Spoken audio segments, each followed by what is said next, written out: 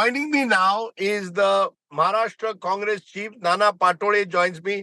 Nana ji, appreciate your joining us. आप हमें बताइए, क्या आप मानते हैं ये चुनाव आपके लिए बहुत कठिन है? लोकसभा में तो आपको जीत मिली, लेकिन विधानसभा होते होते लगता है मामला बिल्कुल कांटे का टक्कर का बन गया है. देखो राजदीप जी, मैं आपको एकदम क्लियर बता रहा हूं. जो मैं असेसमेंट मेरा पार्लियामेंट में था वो आज भी है. उस समय में मोदी जी की वोट मांगा जा रहा था और मोदी जी को जिस तरह से महाराष्ट्र ने दुत्कारा है, उनको हराया है, ये आप सब लोगों ने देखा. रिजल्ट भी वैसी है. अब रहा एकनाथ शिंदे, फडणवीस और अजित पवार, ये तीनों का यहाँ कुछ है ही नहीं. जैसे ही मोदी जी, अमित शाह जी और योगी जी जब महाराष्ट्र आए और उन्होंने बटोगे की कटोगे की बात लाई, तो उनका अलायंस भी उसको एक्सेप्ट करने को तैयार नहीं.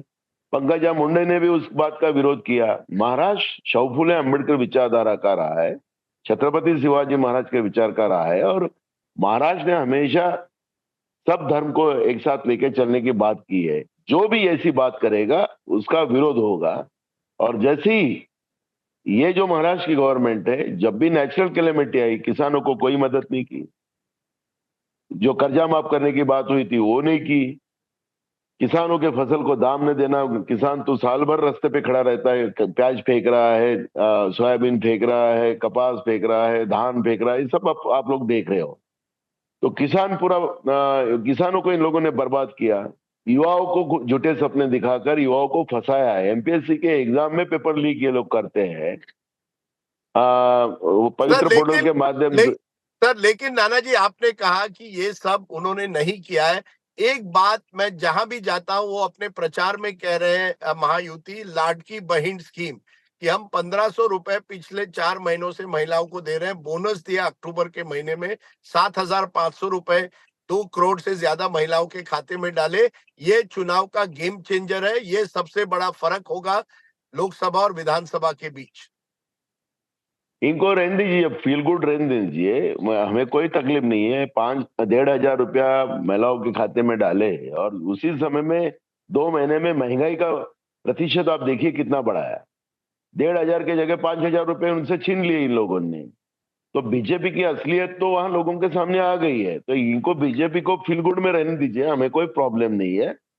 लेकिन महाराष्ट्र में वो आप कह रहे हैं वो फील गुड में रह रहे हैं, कहीं आप भी क्या थोड़ा ओवर कॉन्फिडेंट हो गए कि लोकसभा और विधानसभा में कोई फर्क नहीं होगा? क्योंकि विधानसभा में आप देखिए कितने इंडिपेंडेंट्स हैं, रेबल्स हैं, और लाडकी बहन की वजह से एकनाथ शिंदे को लगता है उनकी छवि बिल्कुल पूरी तरह से पॉलिश हो गई है. और इसी वजह से उनका कहना है कि ये विधानसभा चुनाव में हमने अपने आप को दुरुस्त कर दिया है, अपने अलायंस को मजबूत किया है. आरएसएस भी पूरी तरह से जुड़ गई है. इन कारणों की वजह से उनको लगता है जो दलित मुस्लिम कुणबी अलायंस हमने विदर्भ में देखा था आपके पक्ष में, लोकसभा में, वो विधानसभा में नजर नहीं आएगा. देखो, आरएसएस तो पहले भी थी और आज भी है. लेकिन मेरे को आरएसएस के बारे में मुझे बड़ी मुश्किल होती है कि जेपी नड्डा कहते कि आरएसएस की जरूरत ही नहीं है हमको. तो लेकिन आरएसएस को इतना फील्डिंग लगाती पता नहीं. इतना स्वाभिमानी वो है कि नहीं वो मेरे को पता नहीं है. लेकिन एक बात बता रहा हूँ, एकनाथ शिंदे कुछ भी बोले, जो करप्शन महाराष्ट्र में किया है, महिला सुरक्षता के बारे में जो इनका फेलियर रहा है, स्कूल में 3 और 4 साल के बच्चे भी सुरक्षित नहीं है, तो मैंने इसलिए कहा इनका फील गुड है. तो मैं ये कहना चाहता हूँ कि महाराष्ट्र में, राजदीप जी आप भी घूमते हो, मैं भी घूमता हूँ, मैं तो पूरे महाराष्ट्र में अभी भी मेरे मतदार संघ में मैं नहीं पहुंचा. मैं अभी भी महाराष्ट्र के सब जगह दौरा कर रहा हूँ. 2 दिन पे इलेक्शन आके खड़ा हुआ है.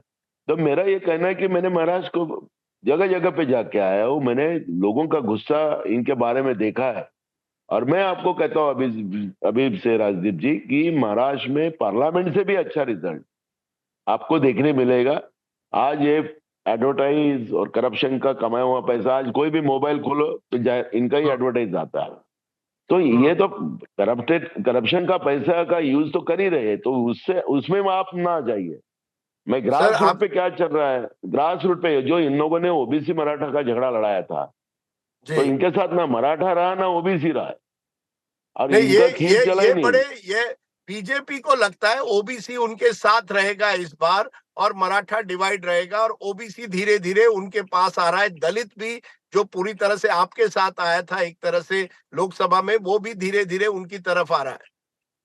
ये मैंने यही कहा ना, ये तो अभी इतने छिड़ गए कि हंसराज अहीर जो राष्ट्रीय ओबीसी के आयोग के अध्यक्ष है, उनके सामने ओबीसी को कुत्ता बोला इन लोगों ने, और वो जो हमारा ओबीसी का आदमी इनके पार्टी का था उसको मारे इन लोगों ने, और उसके ऊपर उल्टी केस किए वनी में। तो ये इनका, मैं इसलिए कहा ना कि इनका तो गिधड़ की मौत आती तो शहर की तरफ भागता, ये हालत इनकी है अभी आज। तो ना तो ये लोग रहित तो लेके कितने चल रहे सीटें हैं।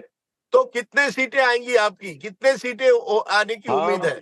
हाँ, हाँ, कांग्रेस तो 75-80 के तक कांग्रेस की सीटें आएंगी, और महाराष्ट्र में महाविकास आघाड़ी की सीटें 175 से 80 तक आएंगी। और मेजोरिटी में मुख्यमंत्री, महाविकास आघाड़ी और आप अपने आप को मुख्यमंत्री चेहरा मानते हैं? आप देख रहे हैं कि मुख्यमंत्री का सपना देख रहे हैं? मैं मेरे कांग्रेस पार्टी को सबसे बड़ी पार्टी बनाने का सपना देख रहा हूं, और उसमें ऊपर वाले की कृपा से मेरे को सक्सेस मिल रहा है। तो ये मेरा आप सपना है कि कांग्रेस सबसे बड़ी पार्टी महाराष्ट्र में बने, और मैं महाराष्ट्र का कांग्रेस का अध्यक्ष इस नाते से मेरा सपना वही है कि सबसे बड़ी पार्टी कांग्रेस बने। और आपको मुख्य आप आश्वस्त है कि चुनाव के बाद शरद पवार, उद्धव ठाकरे और आप एक साथ रहेंगे? शरद पवार के आपने देखा होगा अभी जो चर्चा हुई, उन्होंने बीजेपी के साथ भी बातचीत की थी 2019 में। क्या आप पूरी तरह से आश्वस्त है कि आपका गठबंधन एक साथ रहेगा? देखो, शरद पवार जी का घर तोड़ा इन लोगों ने, उद्धव जी का पार्टी तोड़ा, उनके बाला साहब ठाकरे जी को भी इन लोगों ने छोड़ लिया। तो ये सब जो घाव इन लोगों ने, बीजेपी ने इनके ऊपर लगाया है, और कांग्रेस ने जो इनके साथ अलायंस में जो एक साथ हमने यूनाइटी बना के हमने लड़े हैं, तो मुझे नहीं लगता कि शरद पवार जी और उद्धव जी के बारे में जो मीडिया इस तरह की खबरें चलाती है, ऐसा कुछ नहीं होगा। हम हम्म। यूनाइटेड रहेंगे और महाराष्ट्र को एक सक्षम आ, सरकार, आपने महाविकास आपने आघाड़ी करीब, देंगे। ये कहा रहा जाए, आपने 20-25 सीटें ज्यादा दे दी अपने सहयोगियों को, खास करके शिवसेना को। ये मानते हैं सीट डिस्ट्रीब्यूशन में कहीं गलतियां हुई या नहीं? देखो, जो बातें हैं, हमने मेरिट का बेसिक रखा था। जो सीटें जिस पार्टी को चुन के आ सकती है वो सीटें पे वो पार्टी लड़ेंगी, ये बेसिक कांग्रेस ने रखा था। कोंकण में, राजदीप जी हम्म। आप कोंकण जानते हैं कि हम वहां पे वीक है, तो मैं खुद उनको कहा कि शिवसेना ने पूरी सीटें यहाँ पे लड़ना चाहिए। ये मैंने उनके पास प्रस्ताव रखा था, क्योंकि हम नहीं है वहां पर कोंकण हम्म। में। लेकिन मुंबई, पश्चिम महाराष्ट्र, मराठवाड़ा, उत्तर महाराष्ट्र और विदर्भा, जहां हम लोग मेरिट है वो सीटें हमको मिलना चाहिए। तो इसमें क्या कह रहे हैं, 20-25 सीटें अगर हमारे को और उसमें से मिल जाती तो हम्म। एकदम और क्लियर हमारा मैंडेट महाविकास आघाड़ी का क्लियर हो जाता। तो ये गलत बात तो हमने किया नहीं। तो ये हाँ, कोई तो झगड़ा नहीं है हमारा वही महाविकास तो आपका नुकसान होगा ना। उन्हीं नहीं, नहीं, बीस नहीं, पच्चीस सीटें महाविकास ज्यादा आघाड़ी देकर देखो, आपका नुकसान हो सकता है। नहीं, नहीं, मेरी बात समझ लो, ये महाविकास आघाड़ी की हमारी बात है।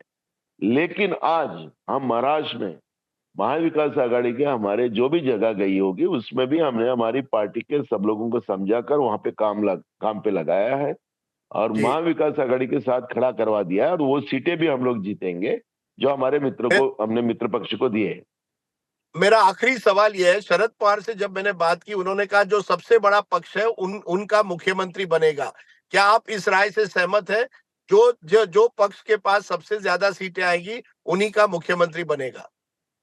तो पवार साहब एक सीनियर नेता है, उनके पार्टी के वो नेता है। तो जब वो उद्धव जी, वो और हमारे मल्लिकार्जुन खड़गे जी, राहुल जी जब बैठेंगे वो डिसाइड करे, वो हमें एक्सेप्ट रहेगा। ठीक है। नाना पाटोली जी, मैं जानता हूं आपकी तबीयत भी ठीक नहीं है, सर्दी जुकाम है, इसके बावजूद आप कैंपेन कर रहे हैं और आपने यहाँ इंडिया टुडे से बात की। बहुत बहुत शुक्रिया नाना पाटोली। वी विल वेट एंड सी कि क्या होता है कम द 23 नवंबर, 23 को क्या होता है। आपकी भविष्यवाणी मैं याद रखूंगा। 175 सीट आप कह रहे हैं, और मैं जी, इस बात को आपको रिमाइंड करूंगा 23 के दिन। Thank you very much. Thank you Rajdeep ji.